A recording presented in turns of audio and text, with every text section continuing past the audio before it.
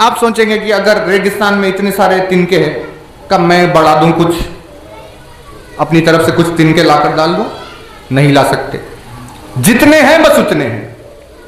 तो जैसे अल्लाह ने बना दिया बस बना दिया। अगर दरख्त के पत्ते हरे होते हैं, आपने चाहा कि भाई बजाय हरे के काले क्यों नहीं होते, मैं कल से पत्तों को काला कर दूं, नहीं कर सकते, क्योंकि जो तय हो गया वो बदला नहीं जाएगा। ये जो दुनिया में हमें नजर आ रहा है ये ऐसे ही नहीं है, बल्कि दुनिया में यकून में आने से पहले कुन में वैसा था, और कुन में होने से पहले खदर में वैसा था, और खदर में होने से पहले खजा में वैसा था, और खजा में होने से पहले वो इरादे में वैसा था, इरादे में होने से पहले मशीयत में वैसा था। अगर मशीयत में तय हो गया कि चींटी छोटी होगी हाथी बड़ा होगा, तो अब यकून में वही होने वाला है। हम लाख कोशिश कर ले, चींटी बड़ी नहीं होगी, हाथी छोटा नहीं होगा। क्यों? क्योंकि वहां तय हो चुका है। अब अगर यकून में कुछ बदलना हो तो वो यहां बदला नहीं जाएगा, बल्कि इसके लिए इतना पीछे जाना होगा कि दाखिल होना वाला मशीयत खुदा में दाखिल हो जाए। सिर्फ उसी मौके पर कुछ बदला जा सकता है। तो जब राहिब ने आकर कहा कि या रसूल अल्लाह मुझे औलाद नहीं है, तो रसूल अकरम ने उसकी तकदीर को देखा कि मंजिल खदर में उसके लिए क्या लिखा हुआ है। मंजिल खदर में औलाद नहीं थी, तो देखकर रसूल ने कह दिया कि तुझे औलाद नहीं है। खदर में नहीं थी इसीलिए कुन में नहीं है, कुन में नहीं थी यकून में भी नहीं है। अब तुझे अगर यकून में चाहिए तो उसे कुन में पहले लाना होगा। कुन में अगर लाना है तो पहले खदर में लाना होगा, खदर से पहले खजा में लाना होगा, और खजा से पहले इरादे में लाना होगा, इरादे से पहले मशीयत में लाना होगा। जब तक अल्लाह की मशीयत में बेटा नहीं आएगा तब तक यकून में बेटा नहीं आ सकता। रसूल ने इस हकीकत को आश्कार कर दिया कि तुझे औलाद नहीं है, लिखी हुई होगी नहीं तुझे। तजाद नहीं, कोई ये नहीं कह सकता कि इसमें तजाद है, क्योंकि रसूल ने पहले इस बात को वाज़ेह कर दिया कि कल कोई ये एतराज ना करे कि भाई तकदीर में था, देर से होना तो हो गया। तकदीर का कोई सहारा न ले बाद में, इसीलिए रसूल ने पहले कहा तकदीर में नहीं है। तो अब अगर कोई अता कर रहा है तो ये वो है जो उसकी लिखी हुई तकदीर को बदल रहा है।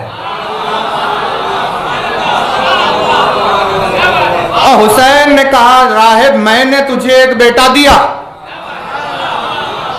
तो हमें जाहिरी तौर पर यूं समझ में आ रहा है कि हुसैन की जबान से अल्फाज निकले और उसे औलाद हुई, जबकि ऐसा नहीं है, बल्कि हुआ ये बल्कि हुआ ये कि यहां हुसैन ने कहा मैंने तुझे बेटा दिया, कहते ही ये गुजरते हुए जमाने थम गए।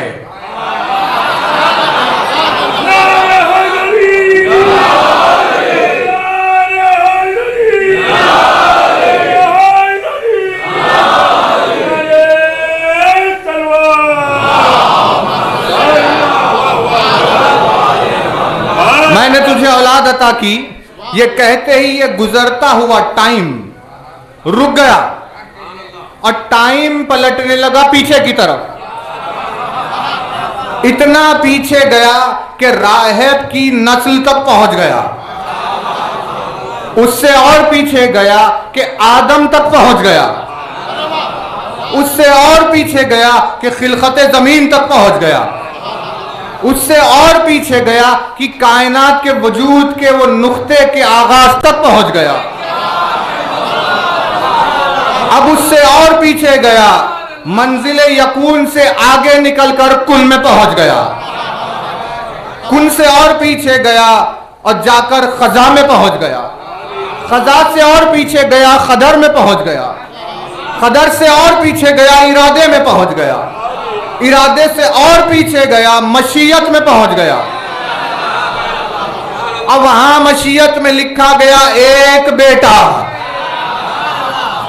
और ये लिखकर फिर प्रोसेस को शुरू कर दिया। तो वो बेटा मशीयत से इरादे में आया, फिर इरादे से खजा में आया, खजा से फिर खदर में आया, फिर खदर से कुन में आया, फिर कुन से यकून में आया, फिर यकून में दुनिया बनी, फिर जनाबे आदम आए, फिर राहिब की नस्ल का आगाज हुआ, फिर राहिब का सवाल पहुंचा, अब फिर उसे एक बेटा हुआ। यानी यहां होठों के, हुसैन के होठों को जुम्बिश हुई और वहां कायनात अपनी असल तक जाकर पलट कर आ गई।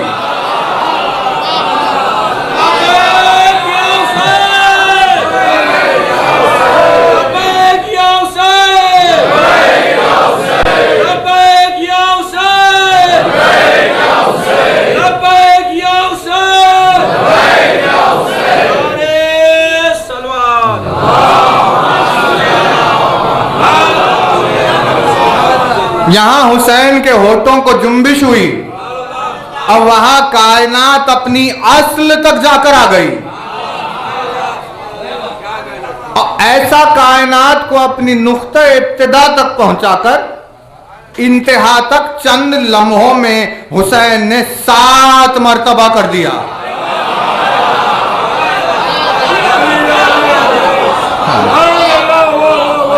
सात मर्तबा अपने अल्फाज की जुम्बिश कायनात अजल को पहुंची, फिर अब तक यहां तक आई जहां तक गुजर रही थी, और फिर सिलसिला आगे बढ़ गया।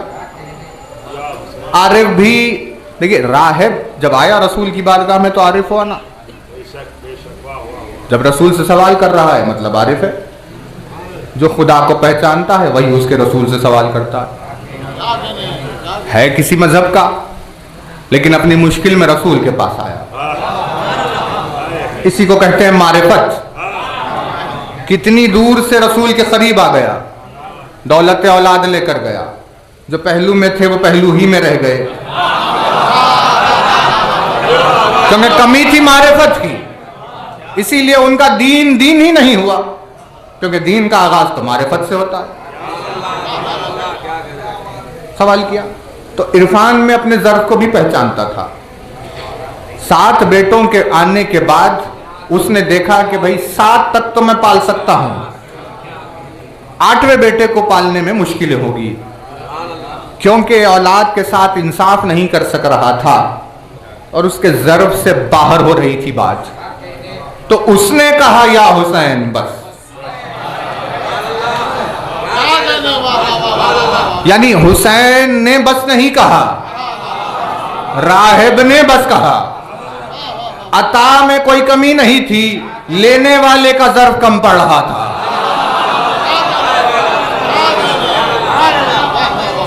तो उसने कहा या हुसैन बस। उसने यहां बस कहा, आसमान की तरफ हुसैन ने देखा, का परवरदिगार तू गवाह रही हो। इसने बस कहा। अगर आज ये बस ना कहता तो तू देखता कि क़यामत के रोज तेरे सामने एक तरफ आदम की औलाद खड़ी हुई होती